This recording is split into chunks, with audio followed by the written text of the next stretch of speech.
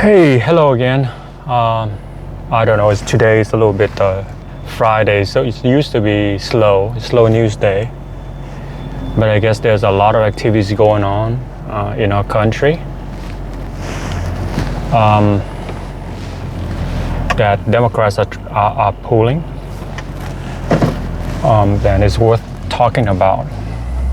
So what are we talking about today? Well, again, not today, but specifically in this video. So the news break today from the Washington Times about the Speaker of the House, which is Nancy Pelosi,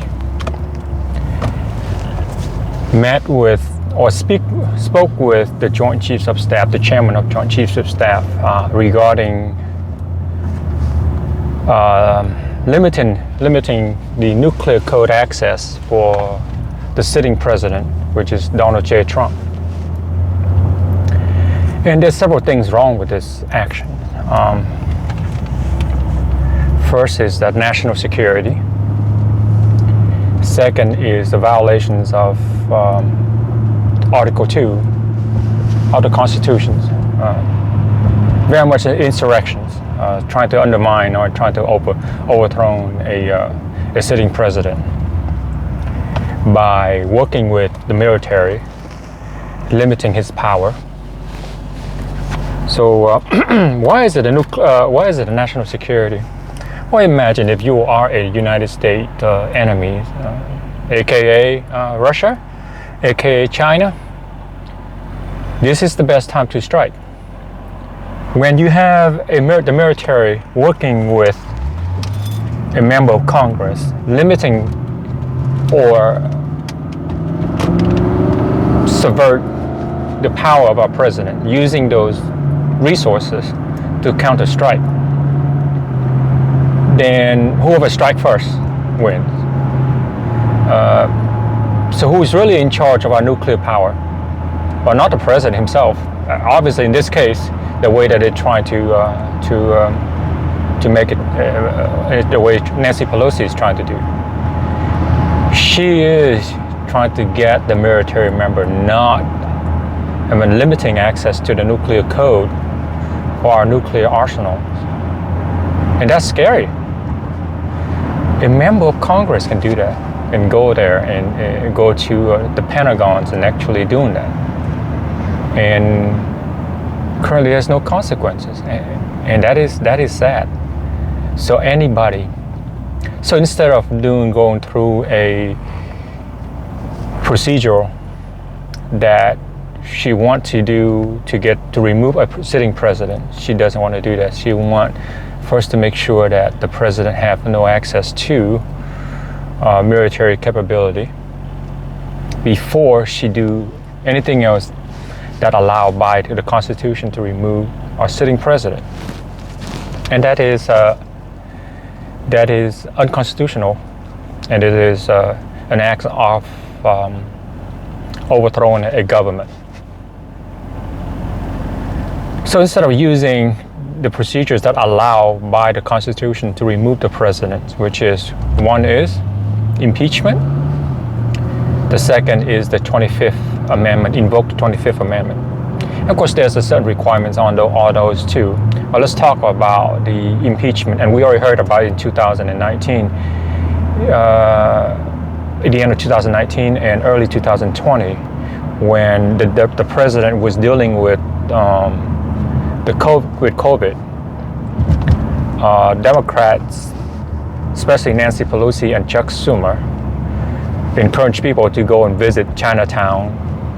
In the meanwhile, they are working on trying to remove him from office for a phone call that he is a good stewardess of the people money need to do, which is make sure that the money that we send overseas to Ukraine, to whoever, to whichever country, need to be well spent and need to be not to undermine our principle, our laws, which is corruption.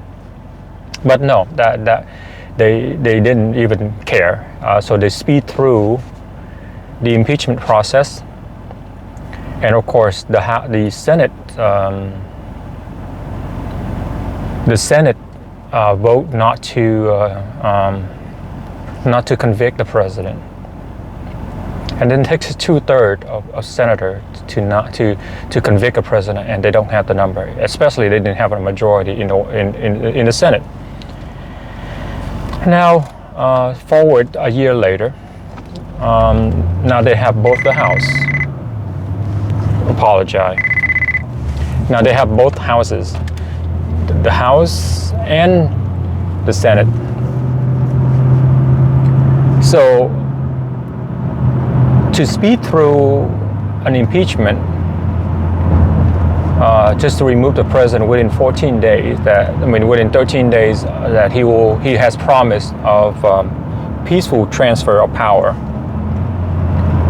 is ridiculous. Is uncalled for, unprecedented, and it's everything is a rush, and I don't know what their reasoning behind. Well, because it's unfit, but that is very much anything can be unfit for Democrats. As long as it doesn't fit their narrative, it's unfit. So in order to do that, first they have to go through the House and then collect evidence, and then they have to present debates and all those activities. And last time it took 2-3 weeks. So this time I don't know how fast they can go. And then they have to move it to the Senate. And that time they probably have the majority, a very slight majority. And they need at least 2/3, 67 of senators to convict the president and remove him from office. So that is procedure number one. And procedure number two would be invoking the 25th Amendment, which when it's deemed the president is unfit for office for whatever reason, they can invoke that to remove the president. And here's how it works, right? So the 25th Amendment required that the sitting vice president, which is currently Mike Pence, in agreement, concurring with either the majority of President Donald Trump cabinets, simple majority, or the simple majority of both houses of Congress, to temporarily removing the president from office and put the power into Mike Pence, which is the VP's hands. So the vice president's already said earlier today that he's not concurrent to that invoking the 25th Amendment, regardless of how people feel about a VP at this point. But that's what he said. He said he will not invoking the 25th Amendment. So without a vice president, 25th Amendment is very much dead.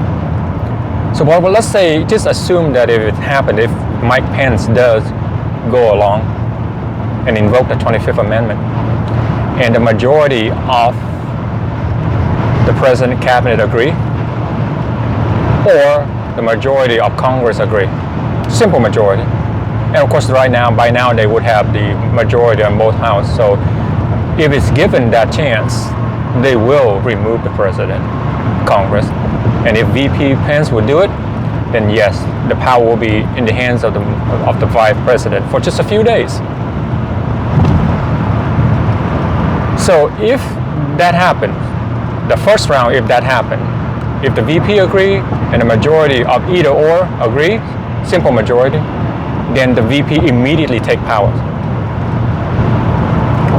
Now, the president can object. The president can write a letter and object to that, and he resumed the power. And then, if the VP again, with one of the other two groups, agree that he's unfit, then they will the VP again take power. So the second time he take power, within 4 days, they will do that within 4 days. Now, once that happened, Congress need to step in, but they have 21 days to do this. They have 21 days to do this. And they will examine, they will go through the procedures, and they will vote. This time around, they will need 2/3 supermajority, 2/3 of both houses to make the VP power grab permanent. Otherwise, it's revert back to the president. Of course, it's only 13 days away until inauguration, or maybe 12 days, 12 days, 12 days. Yet they are resorting to this tactics. And I'm saddened, I am mad. They've been talking about the 25th Amendment since the first day of Donald J. Trump administration. Remember the acting DOJ Attorney General? They were talking an open mic about taking the 25th Amendment. Now at the end of Donald J. Trump term, and they're talking about it again. So there's something about the hatred that they have for the president. And they really, really, really try to get rid of him. Even only 12 days left. My gosh. Even the men trying to live in peace, they don't allow it. So America, this is what happened that they are trying to do. Now the president can strike back at this point, citing the insurrections that Nancy Pelosi took and declare martial law. But I don't want that to happen. But if that's the case, then so be it. And he has the power under the Constitution to do so. And I'm praying that everything will be peaceful transfer of power, as the president has said. But these jackasses in Congress might not allow that to happen. So, until the next video, I'm going to pick up the girl. So until the next video, be safe, be happy, be watchful for America. Peace. Ura Semper Fi.